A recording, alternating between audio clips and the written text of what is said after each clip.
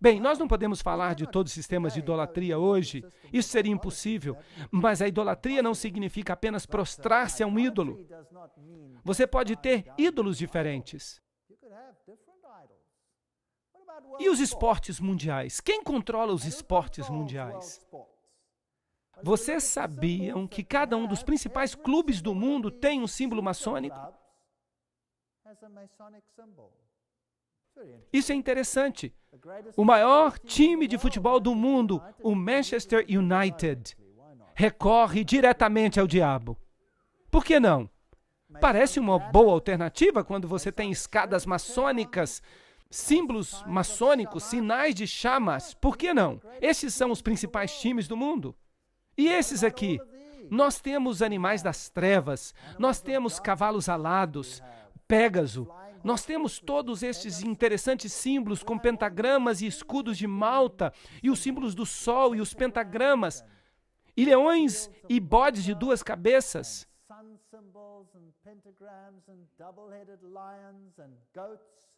Todos são símbolos. E a flor de lis, você diz o nome e você encontra. O M da maçonaria, as âncoras maçônicas, você tem tudo. Dedos maçônicos, caveiras e ossos. E Titã é de fato o nome grego de Satanás. Então nós temos todos esses aspectos interessantes. O G, todo mundo que é maçom sabe que ele representa a loja maçônica.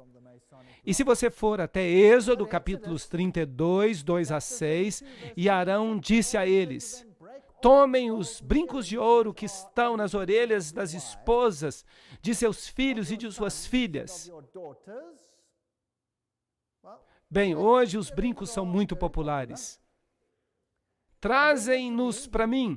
E ele fez um bezerro derretido. E Arão fez uma proclamação e disse: amanhã é festa para Jeová. E eles se levantaram cedo no dia seguinte e ofereceram sacrifícios e ofereceram ofertas de paz. E as pessoas se sentaram para comer e beber e se levantaram para jogar. Agora, o que essas pessoas jogaram? O que vocês acham que elas jogaram? Bem, parte do sistema de adoração do sol era praticar esportes. Mas que tipo de esportes eles praticavam? Isso é interessante. Bem, vamos até a Unesco. Eles devem saber, porque o manifesto da Unesco, como vocês sabem, foi escrito por um membro da Caveira e Ossos. E ele está por dentro, ele é um iniciado. E ele escreve, por exemplo, o polo era conhecido pelos persas e foi restaurado ao seu significado original de jogo do sol por Akbar. Marcar um gol com a bola do sol era equivalente ao triunfo da luz sobre as trevas, do bem sobre o mal. Mas lembrem-se que a maçonaria chama a luz de trevas e as trevas de luz, e chama Jesus e Jeová de mal. E chama Jesus e Jeová do mal. Então, o triunfo da luz sobre as trevas representava no paganismo o triunfo de Lúcifer sobre Jesus Cristo.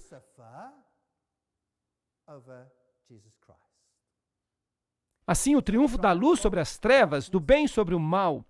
A bola é um símbolo do sol em todos os esportes, como futebol, hóquei, basquete e cricket. O beisebol se relaciona com o sol na forma de um relógio de sol. E o padrão do campo, bem como em suas regras e na forma de contar os pontos. Como todos os esportes, o beisebol também incorpora os ciclos sazonais do sol.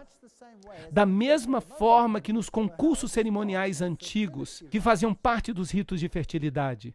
Então, se você não consegue trazê-los para a igreja, traga-os para os locais esportivos. Não é interessante? E na igreja você vê os braços assim, e nos locais esportivos você também vê os braços assim. Os hinos são cantados na igreja, e os hinos de uma natureza diferente são cantados lá. É fascinante. Quem se importa desde que haja culto? A história suméria de Gilgamesh, inscrita em tabletes cuneiformes, narra como equipamento de esporte, um bastão e um anel ou uma bola, que Gilgamesh tinha esculpido de uma árvore que ele havia arrancado, caíram no submundo quando ele começou a oprimir o povo com repetidas competições atléticas. E como, eventualmente, foi o próprio Deus Sol que abriu um buraco no chão para recuperá-los. Então, se você tem um bastão e se você tem uma bola, se você pega o bastão e coloca a bola no buraco, esse é o símbolo. Ele tem um significado mais profundo do que nós imaginamos. É um significado e tanto, mas esqueçam disso por enquanto. É isso que os golfistas fazem, por exemplo. Vocês sabem, é fascinante. E é com frequência que as pessoas nos dizem que os esportes são bons e fazem bem para os cristãos. Eu não tenho nada contra o esporte. O esporte é uma boa recreação. O esporte é um bom exercício. Há coisas boas que podem acontecer nos esportes. Mas se o esporte se torna uma religião, isso não é um problema?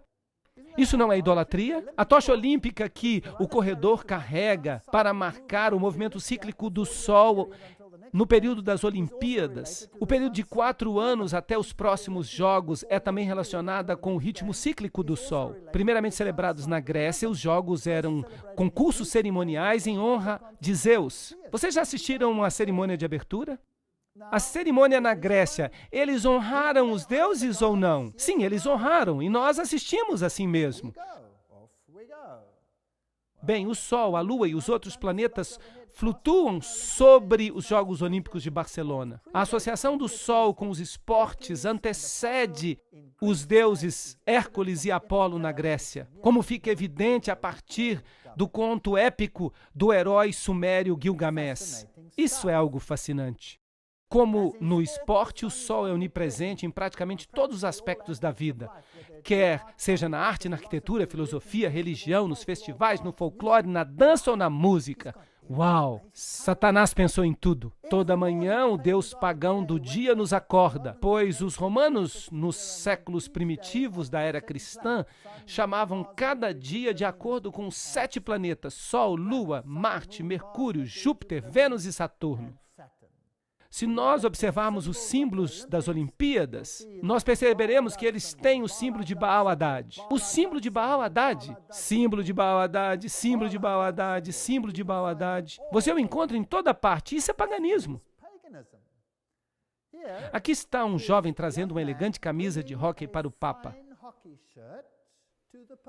Vamos ver o que ele vai fazer com ela.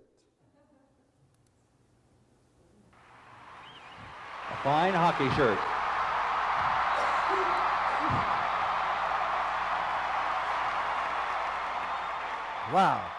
Uau! Agora é uma camisa abençoada.